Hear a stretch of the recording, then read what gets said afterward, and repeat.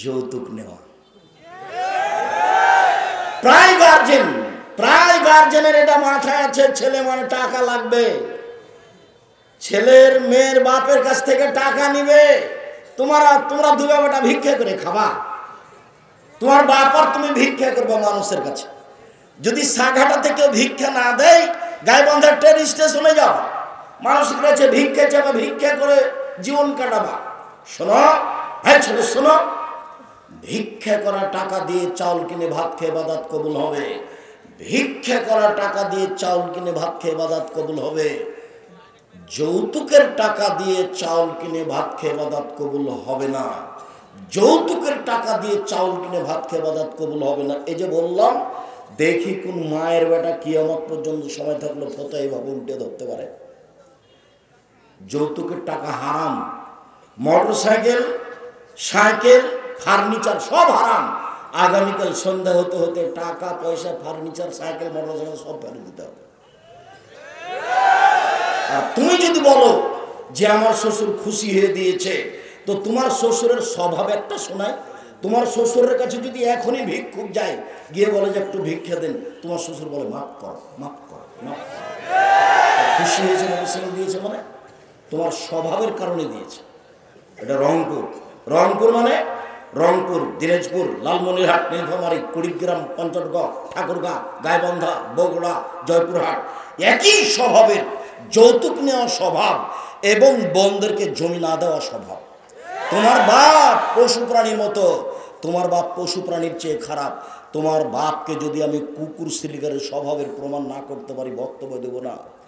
মহান আল্লাহ বলেন, বুঝে না ওরা অন্তর আছে, বুঝে না, দেখেও দেখে না ওরা চক্ষু আছে, দেখে না, শুনেও শুনে না ওরা কান আছে, শুনে না।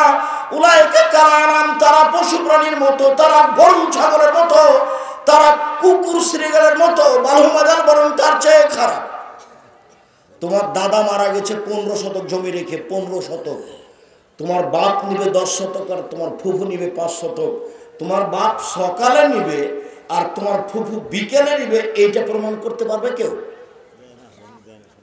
যদি সকাল বিকেল প্রমাণ না করা যায়, তোমার দাদা 10 বছর হলো মরা, এখন পর্যন্ত তোমার বাপ তোমার ফুফুকে জমি দেয়নি, বলো তোমার বাপ কুকুর শ্রীগালের চেয়ে ভালো না খারাপ? খারাপ। কালকে বলে দিও, আসসালামু আলাইকুম আব্বা, সত্যি কি আপনি কুকুর শ্রীগালের চেয়ে খারাপ? আব্দুল রাজ্জাক সাহেবকে আপনাকে এভাবে বলে গেলেন, আমি খুব কষ্ট পেয়েছি। শোনেন, ভাগ্য নিয়ে এসেছি আব্বা, ভাগ্য ছেড়ে আসেনি। কি বলবে তোমার বাপকে? আব্বা ভাগ্য নিয়ে এসেছি, ভাগ্য ছেড়ে আসেনি। ফুফুকে জমি বুঝিয়ে দেন, তারপরে দিন মজুরি করে খাবো না ভিক্ষে করে খাবো, তাকদিরে যেটা আছে সেইটা করে খাবো। আগে ফুফুর জমি বুঝিয়ে দেন, তারপরে কোনো কথা।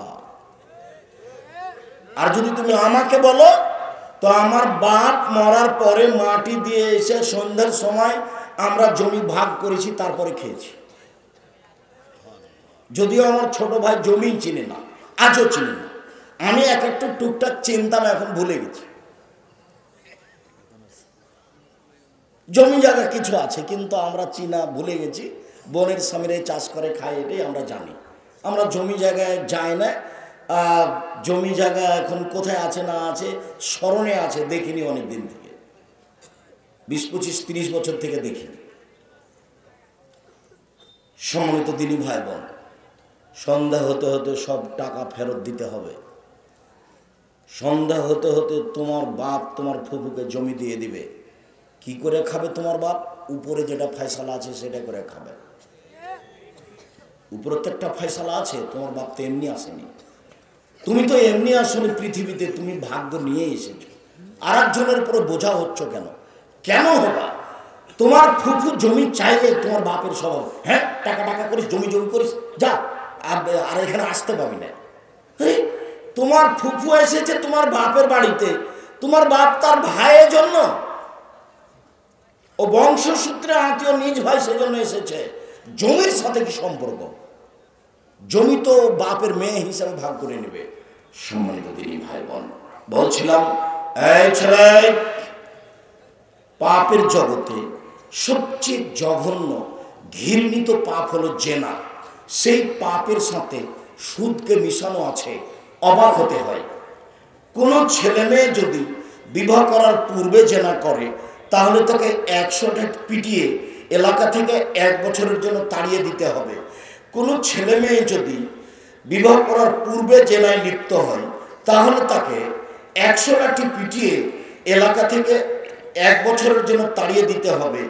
এইটা হলো জেনার শাস্তি বিবাহের পূর্বে।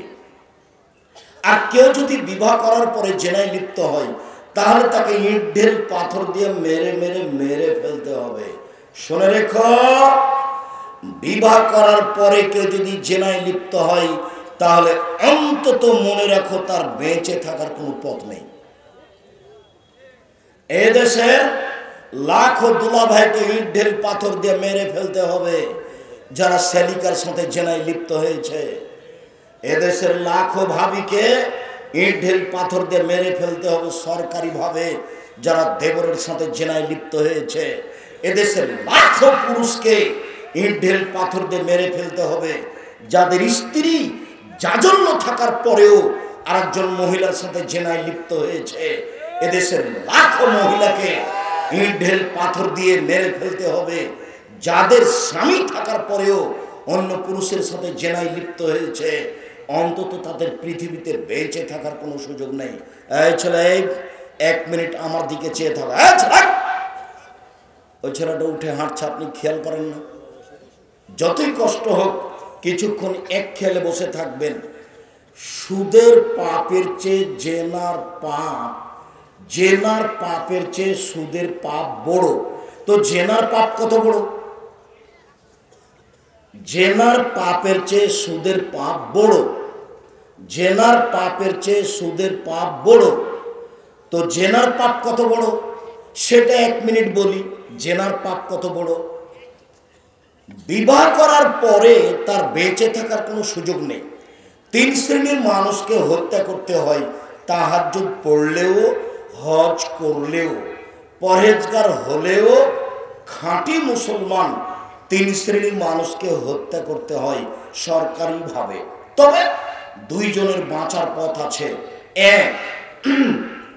এক, কেউ যদি বলে আমি কোরআন মাজিদ মানি না তাহলে সে মোরতাদ, তাকে হত্যা করতে হবে। সরকারিভাবে ফাঁসির মঞ্চে নিয়ে যাওয়া হয়েছে, ফাঁস গলায় দেওয়া হয়েছে, টান টান হবে। তখন বলছে ভুলেছে ভুলেছে ভুলেছে, আর কোরআন মাজিদ আল্লাহর বিধান, কোরআন মাজিদ আল্লাহর বিধান। তাকে ফাঁসি থেকে নামিয়ে নিতে হবে, তার ফাঁসি হবে না। 2, কেসাস। আপনি আমাকে হত্যা করেছেন, আমার বাপ মা আপনাকে হত্যা করে নেবে, এর নাম কেসাস। তো আপনাকে ফাঁসির মঞ্চে নিয়ে যাওয়া হয়েছে, ফাঁস গলায় দেওয়া হয়েছে, কিন্তু আমার বাপ মা একবারে চিল্লাচিল্লি শুরু করে দিয়েছে, না না না না, আমরা মাফ করে দিলাম, আমরা মাফ করে দিলাম, আমরা কেসাস নিব না, আমরা মাফ করে দিলাম। তখন তোমাকে ফাঁসির মঞ্চ থেকে নামিয়ে নিতে হবে, পাপ ছিল হত্যার যোগ্য।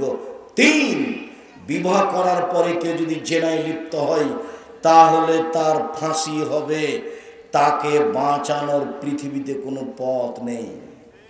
1 মিনিট এদিকে দেখো, 1 মিনিট।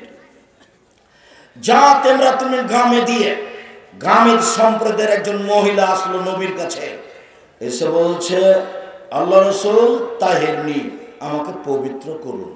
এটাই তার কথা। আল্লাহ রাসূল বলছেন ইরজি, বাড়ি ফিরে যাও, আস্তাগফিরুল্লাহ, আল্লাহর নিকটে তওবা ক্ষমা চাও, অতুবি ইলাইহি, তুমি আল্লাহর কাছে তওবা করো, তোমার পাপ ক্ষমা হয়ে যাবে। তখন মহিলা বলছে আতুরাদাদুনি কামার আদাতা মাইজুন মালিক, ও আপনি মাইজুন মালিককে যেভাবে ফিরিয়ে দিয়েছিলেন সেভাবে আপনি ফিরিয়ে দিতে চাচ্ছেন। অনা হবলা মিনাজ না, আমার পেট উঁচু হয়েছে অবৈধ সন্তানে, আমার বিচার করে দেন, আমি ফিরে যাব না। তখন আল্লাহ রাসূল বলছেন আচ্ছা ঠিক আছে, ইরজাই হাত্তা তালেদি, তুমি বাড়ি চলে যাও, যেদিন তোমার বাচ্চা হবে আসিও বিচার করে দেব। মহিলা চলে গেল, সবে মাত্র বাচ্চা প্রসব হয়েছে। মুসলিম গ্রন্থে এসেছে যে তাকে ন্যাকড়াতে জড়িয়ে নিয়ে রাসূলের দরবারে উপস্থিত, এ দেখেন বাচ্চা প্রসব হয়েছে, বিচার করে দেন। তখন আল্লাহ রাসূল দেখে বলছেন আচ্ছা ঠিক আছে, ইরজাই, ফারজিহে, ফিরে যাও, বাচ্চাকে দুধ খাওয়াও, হাত্তা তাপ্তে মিহে, যেদিন বাচ্চা দুধ ছেড়ে দিবে সেদিন এসে বিচার করে দিব। মহিলা চলে গেল, বাচ্চাকে 2 বছর দুধ খাওয়ালো, 2 বছর পরে বিচারালয়ে উপস্থিত, বাচ্চার হাতে এক টুকরা রুটি রয়েছে, এই রুটি প্রমাণ করে বাচ্চা খাদ্য খেতে পারে।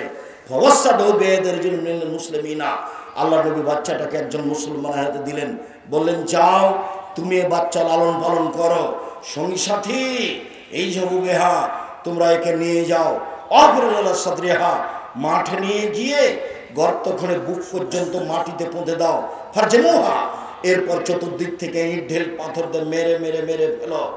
সাহাবীগণ তাকে মাঠে নিয়ে গেলেন।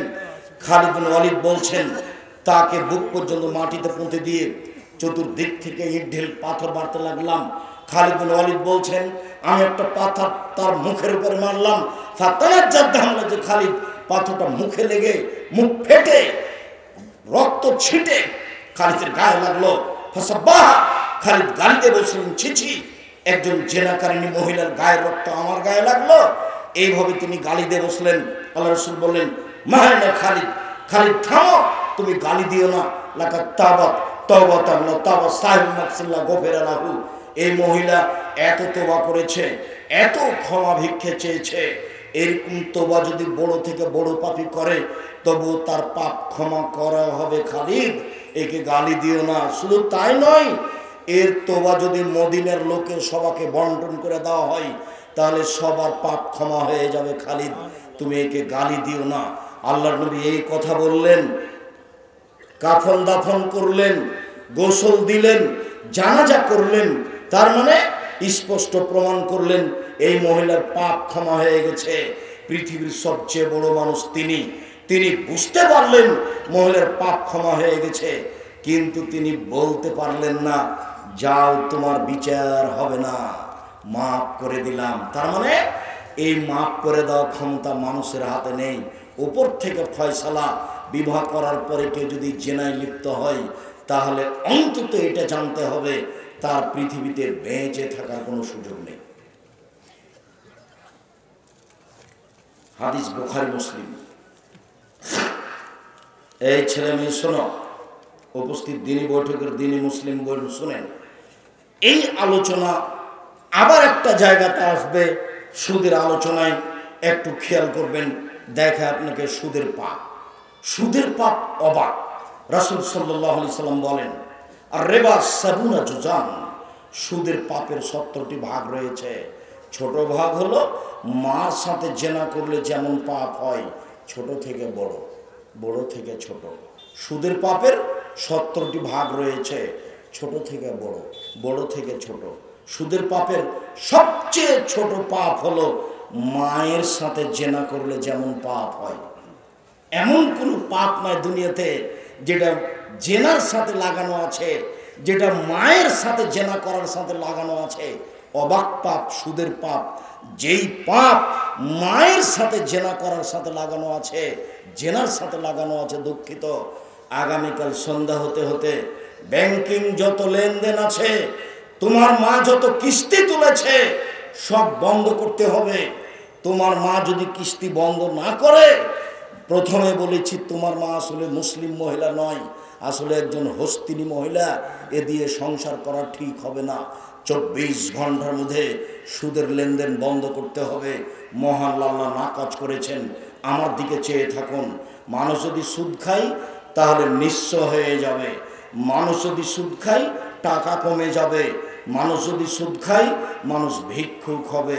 দেখেন আল্লাহ বলেন, আল্লাহ বলেন, ইয়ামহাকুল্লাহুর রিবা ইউরবি সাদাকাত, সুদ মানুষের টাকাকে কমিয়ে দেয়, দান মানুষের টাকাকে বেশি করে দেয়।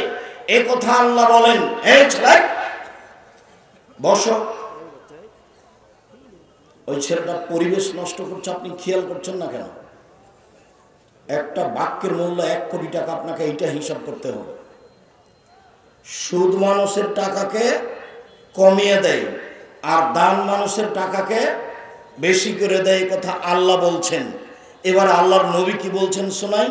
আল্লাহর নবী বলছেন যে ইন্নার রিবা ওয়াইন কাসরা ফাইনা আকিবাতুহু ইল্লা কাল্লিন, সুদ যদিও বাহ্যিকভাবে বাড়ে, সুদ যদিও বাহ্যিকভাবে বাড়ে, শেষ পরিণতি নিঃস্ব, শেষ পরিণতি নিঃস্ব। আল্লাহ বলছেন সুদ খেলে টাকা কমে যায়, আল্লাহর নবী বলছেন সুদ খেলে মানুষ নিঃস্ব হয়। আমি আব্দুর রাজ্জাক বিন ইউসুফ কোরআন এবং হাদিসকে সামনে রেখে বলছি, সুদ খেলে মানুষ ভিক্ষুক হবে, আজ হোক আর কাল হোক। হয় সে ভিক্ষে করে খাবে, না হয় তার ছেলে ভিক্ষে করে খাবে, না হয় তার নাতি ভিক্ষে করে খাবে, তাকে ভিক্ষুক হতেই হবে, আজ হোক আর কাল হোক। এই টাকা থাকবে না। সুদ খেলে দেশের টাকা দুই একজনের হাতে চলে যায়, সুদ খেলে পৃথিবীর টাকা দুই একটা দেশে চলে যায়, বাকি দেশগুলি দেউলিয়া হয়ে যায়, বাকি লোকগুলি নিঃস্ব হয়ে যায়। এটাই হলো সুদের ফলাফল। সুদ কাকে বলে? 1 মিনিট। জানেন আব্দুল্লাহ এই দেশের মাটিতে দেশ জুড়ে মক্তব চালু করব, তার পদক্ষেপ নিয়ে দিন রাত সময় কাটাচ্ছে। আব্দুল্লাহর একদিন বক্তব্যে শুনলাম, সেদিন আমি বুঝতে পেরেছিলাম আসলে সুদ কি জিনিস। বক্তব্যে বলছে টাকার নিজস্ব গতিতে টাকাকে চলতে দিতে হবে। টাকার নিজস্ব গতি হলো ওকে বিনিময়ে ব্যবহার করতে হবে, তাহলে সমাজ শান্তি পাবে। যদি টাকাকে নিজস্ব গতিতে ব্যবহার না করা হয়, তাহলে সমাজে অশান্তি নেমে আসবে, মানুষ দরিদ্র হয়ে যাবে। টাকার নিজস্ব গতি কি? বিনিময়ে ব্যবহার হওয়া। এই যে একটা মগ নিলাম, বিনিময়ে টাকা দিলাম, এর নাম হচ্ছে টাকার নিজস্ব গতি। এই ছেলে, বক্তব্য সব ভুলে গেলে এই কথাটা মনে রাখবা। টাকার নিজস্ব গতি হলো ওকে কিসে ব্যবহার হতে হবে? বিনিময়ে। আবার বলো, টাকার নিজস্ব গতি কি? ওকে বিনিময়ে ব্যবহার হতে হবে। টিস্যু বক্সটা নিয়েছি, বিনিময়ে কি দিয়েছি? টাকা দিয়েছি, এটা হলো টাকার নিজস্ব গতি। আর যখন টাকা দিয়ে টাকা নিব, তখন এটার নিজস্ব গতি হবে না, এটা টাকার উপরে জুলুম করা হবে। তখন আর মানুষ ভালো থাকবে না, শান্তিতে থাকবে না, সবাই সব কিছু হারিয়ে দিবে। প্রশ্নের উত্তর হবে না, প্রশ্নের উত্তর দেখতে হবে না, আর আপনারা আপসে কথা বলতে পারবেন না। প্রশ্নগুলো রেখে দিন, প্রশ্নের উত্তর নেই। এই ছেলে, বলো তো দেখি, টাকার নিজস্ব গতি কি? বিনিময়ে ব্যবহার হয়। এই কথাটাই মনে নিয়ে যাওয়া, এই কথাটাই মনে রাখবা। টাকার নিজস্ব গতি কি? বিনিময়ে ব্যবহার হতে হবে, ওকে ব্যবহার করতে হবে তাকে। আর যদি টাকা দিয়ে যদি আমি টাকা নিই, তাহলে কি টাকা নিজস্ব গতিতে ব্যবহার হলো না, ওর উপরে জুলুম করা হলো। তখন মানুষ গরিব হয়ে যাবে। টাকা দিয়ে টাকা নেওয়াই হলো সুদ, টাকাকে নিজস্ব গতিতে ব্যবহার হতে না দেওয়াই হলো সুদ। টাকাকে নিজস্ব গতিতে ব্যবহার না হতে দেওয়াই হচ্ছে সুদ। টাকার নিজস্ব গতি হলো বিনিময়ে ব্যবহার হবে। মহান আল্লাহ বলেন, তারা বলেছিল ইন্নামাল বায়উ মিসলুর রিবা, সুদ হচ্ছে ব্যবসার মতো, সুদে টাকা বাড়ে, ব্যবসাতেও টাকা বাড়ে। সুদে টাকা বাড়ে, ব্যবসাতেও টাকা বাড়ে। ইহুদি খ্রিস্টান যখন এই কথা বলল, তখন আল্লাহ তাআলা বললেন, পৃথিবীর মানুষ মনে রেখো, আহলাল্লাহুল বাইআ ওয়া হারামার রিবা, সুদ চিরদিনের জন্য হারাম, ব্যবসা চিরদিনের জন্য হালাল। সুদ চিরদিনের জন্য হারাম, ব্যবসা চিরদিনের জন্য হালাল। শুধু তাই নয়, শুধু তাই নয়, আল্লাহ রাসূল বলছেন, তাজেরা সাদেক এখনো ইয়াউমাল কিয়ামা মা শুহাদা ও সিদ্দিকুন আল আম্বিয়া, সত্যবাদী ব্যবসায়ী বিচার মাঠে নবীগণের সাথে থাকবেন। সত্যবাদী ব্যবসায়ী বিচার মাঠে কাদের সাথে থাকবে? নবীগণের সাথে। আর সুদখোর জাহান্নামে যাবে। যে সুদ খায় তার উপরে অভিশাপ, যে সুদ দেয় তার উপরে অভিশাপ, যে সুদের অঙ্ক লিখে তার উপরে অভিশাপ, যে সুদ সুদের উপরে সাক্ষী থাকে, তার উপরে অভিশাপ। সবাই সমান, সবাই সমান, সবাই সমান। বাংলাদেশে এমন কোনো ব্যাংকিং ব্যবস্থা নেই, বাংলাদেশে এমন কোনো ইন্স্যুরেন্স নেই যেটা সুদমুক্ত। অতএব আপনাকে এতে থেকে বেঁচে থাকতে হবে, এ কথাই ঠিক। দিন রাত আল্লাহ নবী বলতেন, আউযু বিকা মিনাল মাকসামি ওয়াল মাগরাম, হে আল্লাহ তোমার কাছে বাঁচতে চাই বড় পাপ হতে, তোমার কাছে বাঁচতে চাই ঋণ কর্য হতে, তোমার কাছে বাঁচতে চাই বড় পাপ হতে, তোমার কাছে বাঁচতে চাই ঋণ কর্য হতে, তোমার কাছে বাঁচতে চাই বড় পাপ হতে, তোমার কাছে বাঁচতে চাই ঋণ কর্য হতে। ব্যাংকে লোন নিয়ে বাড়ি করতে হবে না, ব্যাংকে লোন নিয়ে ব্যবসা বাণিজ্য করতে হবে না। 24 ঘন্টার মধ্যে এই ব্যবসা বাণিজ্য থেকে ফিরে আসতে হবে, লোন ফেরত দিতে হবে। যে ঋণ নিয়েছে তার জানাজা হবে না। 1 মিনিট, আল্লাহ রাসূল বলছেন, এই শোনো, এর ঋণ আছে? জি আছে। তাহলে আমি গেলাম। তার মানে যার ঋণ আছে তার জানাজা হবে না, যার ঋণ আছে তার জানাজা হবে না। সাবধান, ঋণ মানে সুদ। এদেশে ব্যাংকে ঋণ মানে সুদ। ব্যাংকে লোন নিয়ে বাড়ি গাড়ি করিয়েন না। কুল্লু লাহমিন নাবাতা মিনাস সুহতে কামাতিন নার আওলা বিহি। যে শরীরটা হারাম উপায়ে বাড়ে তার জন্য জাহান্নাম যথেষ্ট। যে শরীর হারাম উপায়ে বাড়ে তার জন্য জাহান্নাম যথেষ্ট। এইবার সুদের পাপ দেখাতে গিয়ে লম্বা হাদিসটা আপনার সামনে পেশ করছি, আমার দিকে খেয়াল করেন, এক খেয়ালে চেয়ে থাকবেন। হাদিস মূল এবারত না পড়ে আমি শুধু আপনাকে বাংলা শোনাই, আপনি এক খেয়ালে চেয়ে থাকলে বুঝতে পারবেন যে সুদের পাপ কি জিনিস। আল্লাহর নবী ফজরের সালাতের পরে সাহাবীগণকে বলতেন, তোমরা কি রাতে স্বপ্নে কিছু দেখেছ? সাহাবীগণ যদি বলতেন জি হ্যাঁ দেখেছি, তাহলে আল্লাহর নবী স্বপ্নের তাবির করে দিতেন। একদা সকালে বললেন, সঙ্গী সাথী তোমরা স্বপ্নে কিছু দেখেছ? আমরা বললাম জি না, আমরা স্বপ্নে কিছু দেখিনি। আল্লাহর নবী বললেন, শোনো, আমি স্বপ্নে দেখলাম দুইজন লোক আসলো, এসে আমার 2 হাত ধরে বাইতুল মুকাদ্দাসের দিকে টেনে নিয়ে যেতে লাগলো।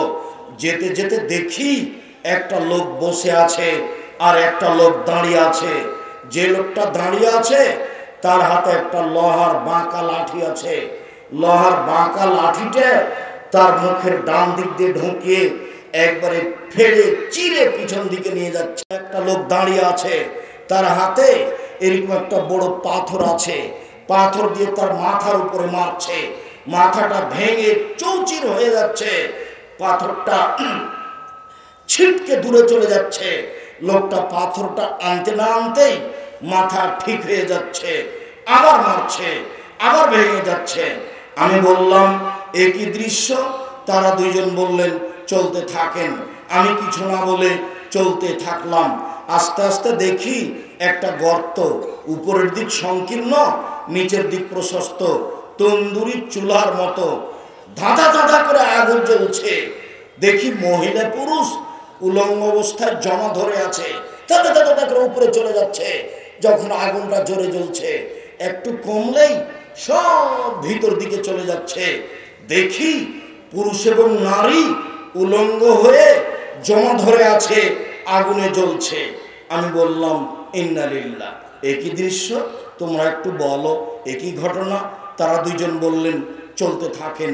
আমি কিছু না বলে চলতে থাকলাম। যেতে যেতে দেখি একটা রক্তের নদী, নদীতে পানি নেই, শুধু রক্ত রক্ত। পাশে একটা লোক দাঁড়িয়ে আছে, তার হাতে একটা পাথর আছে। নদীর মাঝামাঝিতে একটা লোক আছে, ওই লোকটা যতবার উঠার চেষ্টা করছে পাশ থেকে পাথর মেরে তার মুখটাকে ভেঙে দিচ্ছে এবং রক্তের নদীর মাঝামাঝি করে দিচ্ছে।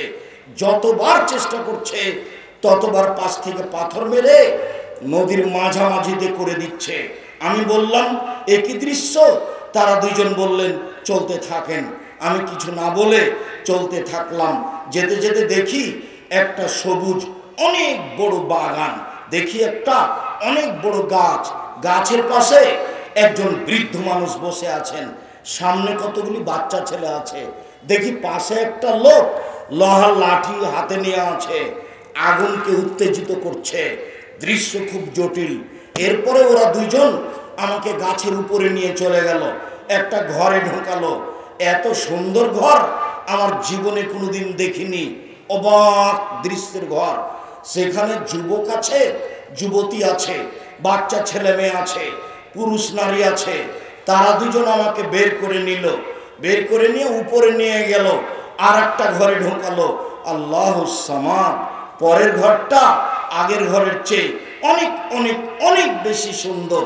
সেখানে যুবক যুবতী নেই, সেখানে বাচ্চা ছেলে মেয়ে নেই, সেখানে মহিলা মানুষ নেই, আছে শুধু যুবক আর আছে বৃদ্ধ, আছে শুধু যুবক আছে বৃদ্ধ। আমি বললাম, এই শোনা, দীর্ঘ সময় ধরে যা কিছু দেখলাম বলে দাও। তারা দুজন বললেন, জি হ্যাঁ, আপনাকে সব বলে দিব, আপনি শোনেন। আপনারা যারা দাঁড়িয়ে আছেন চলাচল বন্ধ করেন, স্পষ্ট হয়ে নিজ গতিতে দাঁড়ান, কথা 19-20 হয় না যেন। এই ছেলে, তুমি আমার দিকে লক্ষ্য করো, তোমার কথা বুঝতে যেন 19-20 না হয়। এবার দুইজন শুরু করলো বিবরণ দিতে। ওই যে দেখলেন, যে লোকটার মুখের ডান দিকে লোহার লাঠি ঢুকিয়ে চিরে ফেলা হচ্ছে, বাম দিকে লোহার বাঁকা লাঠি ঢুকিয়ে চিরে ফেলা হচ্ছে। ফারাজুলুন কাযযাব, এ হলো মিথ্যুক, মিথ্যা কথা বলতো।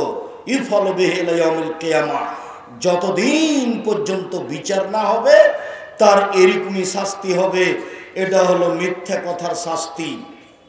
আল্লাহর নবী আর একটা কথা বলেছেন, সেটা হলো এই, পৃথিবীর মানুষ শুনে রেখো, কেউ যদি মজাক করে হলেও মিথ্যা না বলে, কেউ যদি মজাক করে হলেও মিথ্যা না বলে, আমি মুহাম্মদ সাল্লাল্লাহু আলাইহি ওয়াসাল্লাম তাকে জান্নাতে একটা ঘর নিয়ে দিব।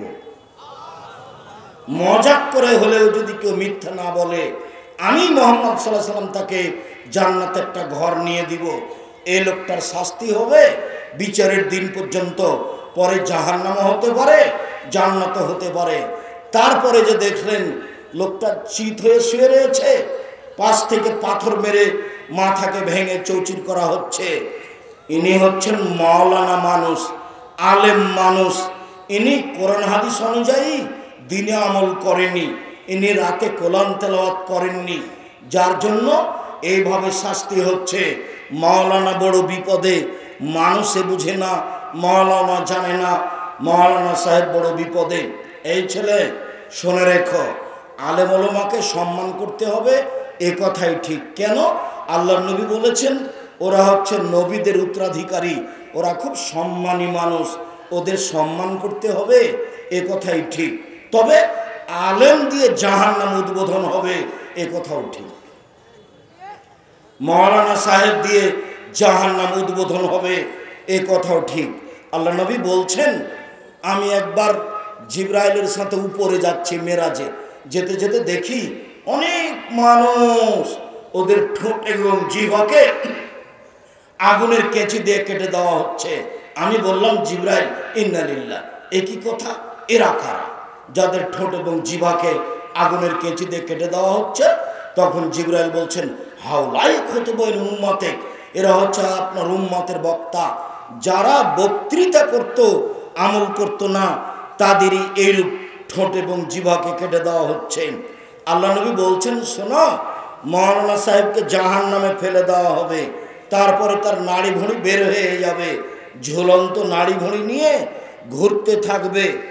গরুর পায়ে ধান মারলে গরু যেমন ঘুরে, এটা কি দেখেছেন কোনোদিন? গরুর পায়ে ধান মারলে গরু যেমন ঘুরে, মাওলানা সাহেব তার নাড়ি ভুঁড়ি নিয়ে জাহান্নামে এইভাবে ঘুরবে। জাহান্নামীরা জমা হয়ে বলবে, মালাক, কি খবর হুজুর, আপনি কেন এখানে? আপনি তো আমাদের ভালো কথা বলতেন, মন্দ থেকে নিষেধ করতেন। তখন মাওলানা সাহেব বলবেন, কি করি, নিজে তো ভালো বলেছি, নিজে ভালো করিনি যে। এই কথা মুহাম্মদ সাল্লাল্লাহু আলাইহি সাল্লাম বলেন। হাদিস সব বুখারী মুসলিম। যার মাথাকে পাথর দিয়ে ফাটিয়ে চৌচির করে দেওয়া হচ্ছে, ইনি হচ্ছেন মাওলানা মানুষ। তারপরে যে দেখলেন গর্তের মধ্যে আগুন ধাঁধা ধাঁধা ধাঁধা করে জ্বলে উপরে চলে যাচ্ছে, আবার নিচে নামছে, ওর ভিতরে পুরুষ নারী জমা হয়ে আছে, উলঙ্গ হয়ে আছে। এরা হলো ব্যভিচারণী, এরা জেনায় লিপ্ত ছিল, এই জন্য এই শাস্তি হচ্ছে। এই ছেলে শোনো শোনো, আরেকটা কথা শোনো। আল্লাহ নবী বলছেন, একদা জিবরাইল মিকাইল আমার 2 হাত ধরে আমাকে নিয়ে যাচ্ছে। হঠাৎ দেখি অনেক মানুষ ফুলে ফেফে উঁচা উঁচা হয়ে আছে, 30 ফুট 40 ফুট 100 ফুট উঁচা উঁচা হয়ে আছে, আর গন্ধে টিকা যায় না। মনে হচ্ছে যেন তারা গ্রামের টয়লেট, মনে হচ্ছে যেন তারা গণশৌচাগার, মনে হচ্ছে যেন তারা গ্রামের টয়লেট, মনে হচ্ছে যেন তারা গণশৌচাগার, গন্ধে টিকা যায় না। আমি বললাম, জিবরাইল এরা কারা? তখন জিবরাইল বললেন, অহমুসনাতা জাওয়ানি, এরা হলো ব্যভিচারণী, এরা হলো ব্যভিচারণী। আল্লাহ নবী বলেন, হাদিসে একটু দুর্বলতা আছে, যারা ব্যভিচার মহিলা ওদের লজ্জা স্থানের গন্ধে, যারা ব্যভিচার মহিলা ওদের লজ্জা স্থানের গন্ধে জাহান্নামীরা জাহান্নামে টিকতে পারবে না। নাউজুবিল্লাহি মিন যালিক, নাউজুবিল্লাহি মিন যালিক, আস্তাগফিরুল্লাহ ওয়া আতুবু ইলাইহি। এই ছেলে, এখান থেকে উঠার আগে যত মেয়ের নাম্বার আছে তোমার মোবাইলে সব মিটিয়ে দিয়ে উঠবা। বক্তব্যের সাথে মুনাফিকি করো না, জিন্দেগিতে আর এই মেয়ের সাথে কথা বলো না। তুমি যে মেয়ের সাথে জেনার গল্প করো, তুমি মনে রেখো ওই মেয়ের সাথে আর 1000 জনের জেনার গল্প হয়। আর ওই ইতর শ্রেণীর মহিলা পুরুষ মানুষকে ধ্বংস করে, ওই মহিলারও লজ্জা থাকা উচিত এবং তার বোঝা উচিত, যে ছেলের সাথে আমি জেনার গল্প করি ওই ছেলের আরো 1000 মেয়ের সাথে জেনার গল্প হয়। অতএব মহিলাকে বলছে, মেয়ে তোমাকে বলছে, শোনো, তোমাকে বলছে তুমি মেয়ে মানুষ, আর জীবনে কোনোদিন কোনো পুরুষের সাথে মোবাইলে গল্প করবা না। তোমার উচিত, তোমার আব্বার একটা মোবাইল আছে, রিং হচ্ছে, ধরবা না, রিং হচ্ছে ধরবাই না। ধরো যদি, আসসালামু আলাইকুম, যে কে বলছিলেন? আমার আব্বা বাড়িতে নাই, অন্য সময় কথা বলিয়েন।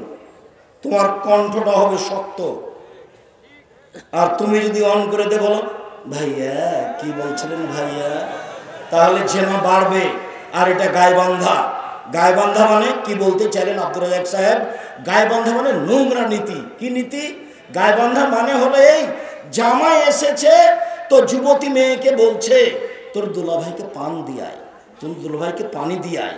আরে অবাক কথা, আরে একটা তো বিবাহ সূত্রে দিয়েছেন, আর একটা ফাও দিচ্ছেন কেন? লজ্জা হয় না একটু? শরম হয় না একটু? হায়া হয় না একটু? জামাই বাড়িতে এসেছে, পানি দিবেন আপনি, জামাই বাড়িতে এসেছে, ভাত দিবেন আপনি, খাবার দিবেন আপনি, সব কিছু আপনি দিবেন। আপনি এখন খাদেম। যেদিন আপনি জামাইয়ের বাড়ি যাবেন সেদিন জামাই হবে খাদেম। আপনি যুবতী মেয়েকে কেন পাঠালেন? গায়বান্ধার এটা বৈশিষ্ট্য। জামাই আসলে যুবতী মেয়েকে জামাইয়ের কাছে পাঠাবে কেন? ও কি মুসলমান নয়? কেন পাঠাবে? শরম কেন হয় না? হায়া কেন হয় না? লজ্জা কেন হয় না? ইতস্তবোধ কেন হয় না? বোধোদয় হয় না কেন? বোধগম্য হয় না কেন? হওয়া উচিত। আমি মুসলিম, মেনে নিয়েছি। আমি মুসলিম, মেনে নিয়েছি। আমার ধর্মের নাম ইসলাম, মেনে নেওয়া। আমার ধর্মের নাম ইসলাম, মেনে নেওয়া। তাই তো আমি মুসলিম, মেনে নিয়েছি। হযরতের নারবি সব মন মতো চলে যে সেই জাহান্নামে যাবে, মন মতো চলে যে সেই জাহান্নামে যাবে। জাহান্নাম ঘেরা আছে মনের ইচ্ছা দিয়ে, জাহান্নাম ঘেরা আছে মনের ইচ্ছা দিয়ে, জান্নাত ঘেরা আছে ত্যাগ তিতিক্ষা কষ্ট ক্লেশ নিয়ম নীতি দিয়ে জান্নাত ঘেরা আছে। মন মতো চলে যে জাহান্নামে যাবে সে। দাড়ি চাঁচে যে মন মতো চলে সে, দাড়ি ছোট করে যে মন মতো চলে সে, প্যান্ট টাকলু নিচে পরে যে মন মতো চলে সে, মন মতো চলে যে জাহান্নামে যাবে সে। সুদ খায় যে মন মতো চলে সে, ঘুষ দেয় যে মন মতো চলেছে, মন মতো চলে যে জাহান্নামে যাবে যে। ধোঁকাবাজি করে যে মানুষকে প্রতারণা দেয় যে, মিথ্যে সাক্ষী দেয় যে, রাহাজানি করে যে, জুলুমবাজি করে যে, মনোমতো চলে সে, মনোমতো চলে যে জাহান্নামে যাবে সে। দোকানে বসে আড্ডা পিটে, মাথায় টুপি দিয়ে ল্যাংটা মেয়ে দেখে, আনন্দ ফুর্তি করে, দোকানে বসে আর একজনের বদনাম গিবত করে, বদনাম গিবত করে যে, মন মতো চলে সে, মন মতো চলে যে জাহান্নামে যাবে সে। সম্মানিত দিনী ভাই বোন, জেনা মহাপাপ। তারপরে যে আপনি দেখলেন লোকটা রক্তের নদীতে পড়ে আছে, এ হলো সুদখোর। যে সুদ খাবে তাকে রক্তের নদীতে ফেলে দিয়ে তার মাথাকে পাথর দিয়ে ভেঙে চৌচির করা হবে। এক, কেউ যদি 1 টাকা সুদ খায়, 36 বার জেনা করে যত পাপ হবে, 1 টাকা সুদ খেলে তার চেয়ে বেশি পাপ হবে। 2, কেউ যদি সুদ খায়, সুদের পাপের ছোট ভাগ হলো মার সাথে জেনা করলে যেমন পাপ হয়। 3, কেউ যদি সুদ খায় তাহলে তাকে রক্তের নদীতে ফেলে দিয়ে পাশ থেকে পাথর মেরে তার মুখকে ভেঙে চৌচির করা হবে। সুদ মহাপাপ, ফলাফল জাহান্নাম। 24 ঘন্টার মধ্যে সুদের লেনদেন বন্ধ করে এখান থেকে ফিরে আসতে হবে, কিস্তি বন্ধ করতে হবে জরুরি ভিত্তিতে। সারা সাঘাটা থানা, গাইবান্ধা জেলা, সারা উত্তরবঙ্গের জনগণকে, সারা পৃথিবীর বাঙালিকে বলে গেলাম জাতির উদ্দেশ্যে, পৃথিবীর দ্বীনি মুসলিম ভাই বোন, বাংলা ভাষায় যারা বক্তব্য শুনে থাকেন তাদের কাছে জোরালো দাবি থাকলো, 24 ঘন্টার মধ্যে এরকম ন্যাক্কারজনক নোংরা পাপ বন্ধ করুন, আপনার ফলাফল ভালো হবে ইনশাআল্লাহ, আপনি সহজে জান্নাত যেতে পারবেন ইনশাআল্লাহ। শোনেন, ওই যে গাছের পাশে বৃদ্ধ মানুষ বসে আছেন, উনি হলেন জিব্রাইল। পাশে লোকটা আগুনকে উত্তেজিত করছে, উনি হচ্ছেন জাহান্নামের মালিক। আমি যে ডান হাত ধরে আছি, আমি হচ্ছি জিব্রাইল। ইনি যে বাম হাত ধরে আছেন, ইনি হচ্ছেন মেকাইল। ওই যে উপর দিকে দেখেন একটা ঘর, এটা আপনার ঘর, তাহলে তোমরা ছেড়ে দাও, আমি ঘরে ঢুকি। জি না, আপনার বয়স এখনো বাকি আছে, যেদিন আপনার বয়স শেষ হয়ে যাবে আপনি এই ঘরে ঢুকবেন। হাদিসটি বুখারী থেকে শোনাচ্ছিলাম। সম্মানিত দিনী ভাই বোন, আমার মনে বড় স্বাদ, এ দেশের মাটিতে আমি উন্নত মানের প্রতিষ্ঠান গড়বই ইনশাআল্লাহ, যেখানে ছেলে মেয়ে বাংলা ইংরেজি উন্নত মানের শিক্ষা অর্জন করে জাতির অন্যায়ের বিরুদ্ধে লড়বে, মুখে কলমে মিডিয়ায় লড়বে ইনশাআল্লাহ। মুখে আছি, মিডিয়া সামনে আছে, কলম সাথে আছে। জাতিকে কলমে ফাঁকি দিনি, জাতিকে মুখে ফাঁকি দিনি, জাতিকে মিডিয়ায় ফাঁকি দিনি। জাতির যদি রাস্তাঘাট করে দিতে না পারি, জাতির যদি স্কুল কলেজ করে দিতে না পারি, জাতিকে চূড়ান্ত সঠিক ধর্ম দিতে পারবো ইনশাআল্লাহ। আপনাদের জামিয়া সালাফে 5000 ছেলে মেয়ে পড়াশোনা করে, 410 জন এতিম আছে, 300 জন শিক্ষক শিক্ষিকা আছেন, 32 লক্ষ টাকা মাসে বেতন লাগে। দেশের সর্ববৃহৎ সর্বোচ্চ প্রতিষ্ঠান জামিয়া সালাফিয়া, জামিয়া সালাফের রূপগঞ্জ নারায়ণগঞ্জে মার্চের 7-8 সম্মেলন আছে। নিজের প্রতিষ্ঠান হিসাবে, নিজস্ব প্রতিষ্ঠান হিসাবে যাবেন, যথাযথভাবে সম্মান করার চেষ্টা করা হবে। সেখানে একটা মসজিদ তৈরি হচ্ছে 200 শতক জমির উপরে, 6 বিঘা জমির উপরে, যার একতলাতে 10,000 মানুষ সালাত আদায় করতে পারবে। সকল দিনী ভাই বোনকে জামিয়া সালাফিয়ার সার্বিক কাজে অংশগ্রহণ করার অনুরোধ জানিয়ে, সম্মেলনে যাওয়ার অনুরোধ জানিয়ে, ডান পাশে যেসব বই পুস্তকগুলি আছে, বিশেষভাবে আব্দুল্লাহর দেশ জুড়ে মক্তব চালু করতে হবে। তারই আপনার সিলেবাস, আদর্শ শিক্ষা এবং কায়দা উসমানী, কে বড় লাভবান কে বড় ক্ষতিগ্রস্ত, আদর্শ নারী আদর্শ পরিবার, বিশেষভাবে জামিয়া সালাফিয়ার আপনার আলিতে সম্পত্রিকা, মসজিদ ভিত্তিক আদ-দাওয়া আল্লাহর সার্বিক কাজে অংশগ্রহণ করবেন। আমার দিনী ভাই বোনকে স্টেজ থেকে হাতের ডান দিক থেকে বইগুলি নেওয়ার জন্য অনুরোধ জানাচ্ছি। আরও জরুরি, গাইবান্ধা জেলার মহিলাদের জন্য রংপুরের মহিলা লিখেছে অবরোধবাসিনী, তখন গাইবান্ধা জেলার গোবিন্দগঞ্জের মহিলা লিখেছে কেন হব অবরোধবাসিনী, আমরা অবরোধবাসিনী নই।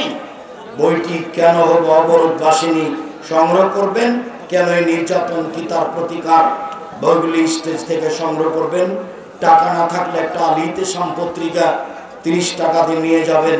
এই জোরালো দাবি দাওয়া রেখে এই সুদের মতো মহাপাপ থেকে বেঁচে থাকার জোরালো অনুরোধ জানিয়ে আজকের মতো কথা এখানে শেষ করলাম। সুবহানাকাল্লাহুম্মা ওয়া বিহামদিকা আশহাদু আল্লা ইলাহা ইল্লা আনতা আস্তাগফিরুকা ওয়া আতুবু ইলাইক। আসসালামু আলাইকুম ওয়া রাহমাতুল্লাহ।